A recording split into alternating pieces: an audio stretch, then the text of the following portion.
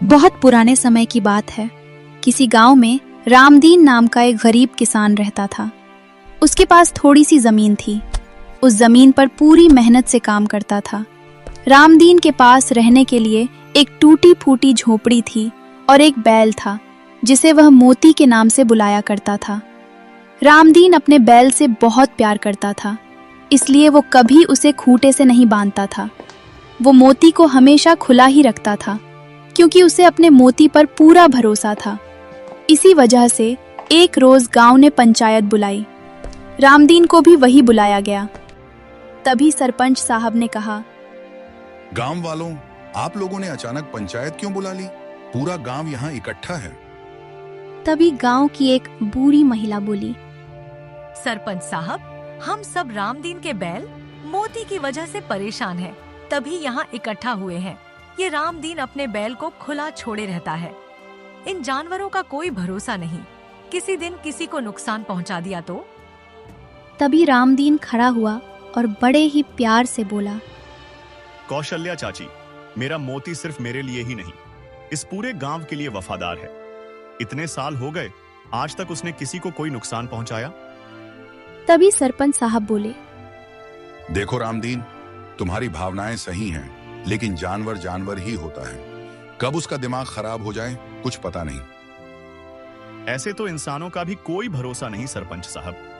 कब एक इंसान दूसरे को नुकसान पहुंचा दे कुछ नहीं कह सकते। याद है, अपने गांव के पियक्कड़ अक्सर रात में पीकर आते हैं, पूरे गांव में हंगामा करते हैं और बेचारे असहाय लोगों को मारते भी हैं। क्या उन्हें आज तक बंदी बनाया गया? अब पूरा गांव सोच में पड़ गया। तो एक तरफ पंचायत में बहस चल रही थी, वहीं वहां से थोड़ी दूर पर कुछ चोर चोरी करने के इरादे से उस गांव में घुसे। यही सही मौका है। इस वक्त पूरा गांव यहाँ पंचायत में मौजूद है, तब तक हम पूरे गांव में चोरी कर लेते हैं। एक तरफ पंचायत चल रही थी, दूसरी तरफ वो चोर लोगों के घरों में घुसकर चोरी करने लगे। जितने पैसे गहने हैं सबके सब बोरे में भर लो तुम लोग, कुछ बचना नहीं चाहिए आज। उन चोरों ने गांव के लगभग हर घर से चोरी की। उसके बाद चोर ने कहा, चलो, हर घर में चोरी हो गई है, भाग चलते हैं, इससे पहले कि गांव वाले वापस आ जाएं। भागो सब लोग। सारे चोर चोरी करके वहां से भागने लगे। तभी अचानक रामदीन के बैल मोती की नजर उन चोरों पर पड़ी। मोती उन चोरों के पीछे पीछे भागने लगा। चोरों ने मोती को देख लिया। अरे बाप रे, ये तो वही बैल है जिसके लिए पंचायत रखी गई है। भागो सब लोग। चोर भागते जा रहे थे।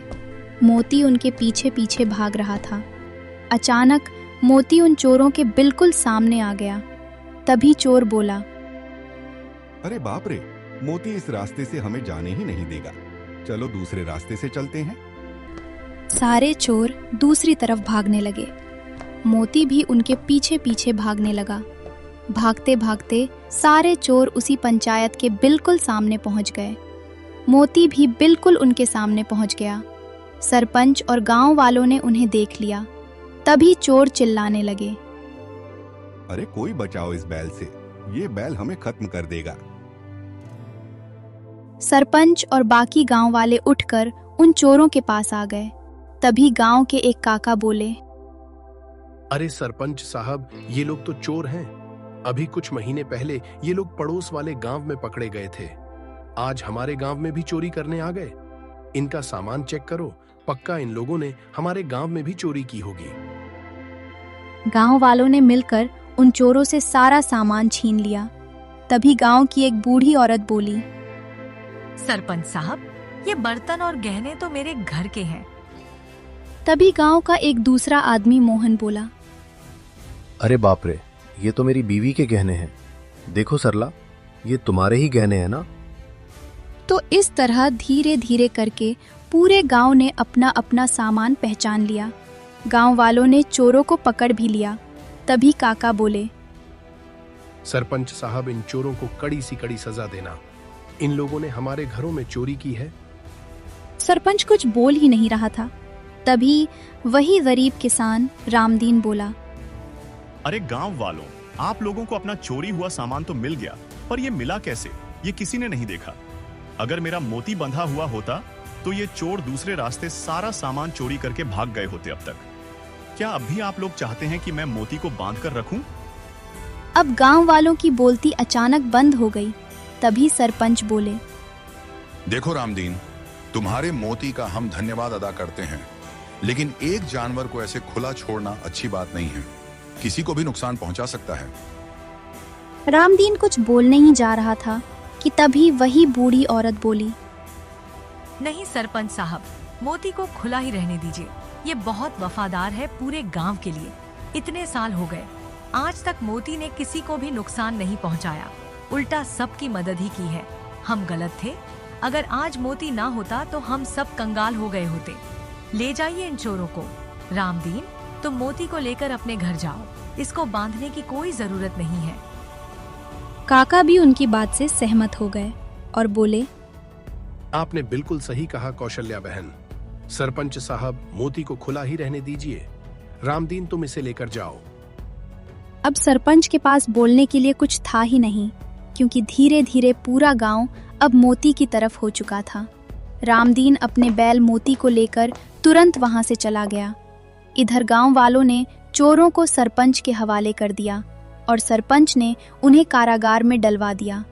लेकिन आधी रात को सरपंच अकेले उन चोरों से मिलने गया और बोला, तुम लोगों से एक छोटा सा काम नहीं हो पाया।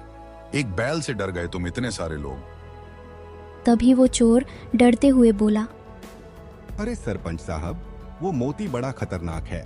हमें घूर घूर कर देख रहा था। हम तो पहले दूसरे रास्ते से भाग रहे थे, पर उसने हमारा रास्ता ही रोक लिया। इसलिए मजबूरी में हम सब वहां पहुंच गए। इस मोती की वजह से मेरी कमाई बंद हो गई है। सोचा था एक ही बार में पूरे गांव को लूट लूंगा तुम लोगों की मदद से, पर तुम लोग ये भी नहीं कर पाए। अच्छा हुआ तुम लोगों ने मेरा नाम नहीं लिया, वरना तुम लोगों को मैं ऐसी जगह पहुंचाता जहां से भगवान भी तुम लोगों को वापस न ला पाता। सरपंच साहब, हमारा धंधा पानी भी आपकी वजह से ही चल रहा है। अगर आप साथ ना देते तो अभी तक हम इतनी चोरियां न कर पाते। तो भला हम आपका नाम क्यों लेंगे? फिलहाल हमें यहाँ से आजाद कर दीजिए। हम कहीं दूसरी जगह हाथ पैर मार लेंगे। अब इस गांव में चोरी करने नहीं आएंगे हम लोग, जब तक वो मोती खुला है। मैंने जानबूझकर पूरे गांव को पंचायत में बुला लिया था ताकि तुम लोग आराम से चोरी कर सको। इसी बहाने उस मोती को भी हमेशा के लिए रस्सी में बंधवा देता, पर तुम लोगों की एक गलती की वजह से ये भी नहीं कर पाया मैं। ठीक है, मैं तुम लोगों को आजाद करता हूँ। मैं किसी ना किसी तरह उस रामदीन और उसके बैल को यहाँ से भगाता हूँ। उसके बाद ही तुम लोगों को बुलाऊंगा चोरी करने के लिए। ठीक है सरपंच साहब। तो सरपंच ने उन चोरों को आजाद कर दिया। सारे चोर रातों रात वहां से भाग गए। अगली सुबह सरपंच लंगड़ाने का नाटक पूरे गांव वालों के सामने करने लगा। तभी अपना बैल लेकर रामदीन सरपंच के सामने आ गया। अरे सरपंच साहब, लंगड़ाकर क्यों चल रहे हैं? क्या हो गया?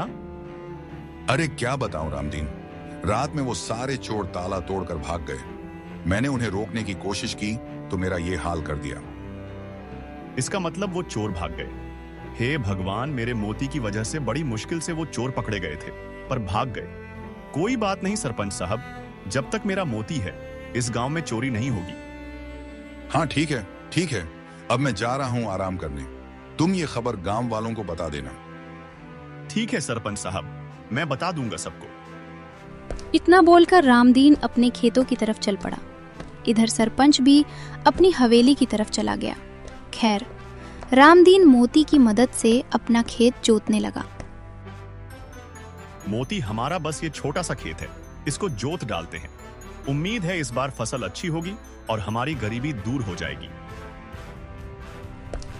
तो इस तरह रामदीन अपना खेत जोतने लगा।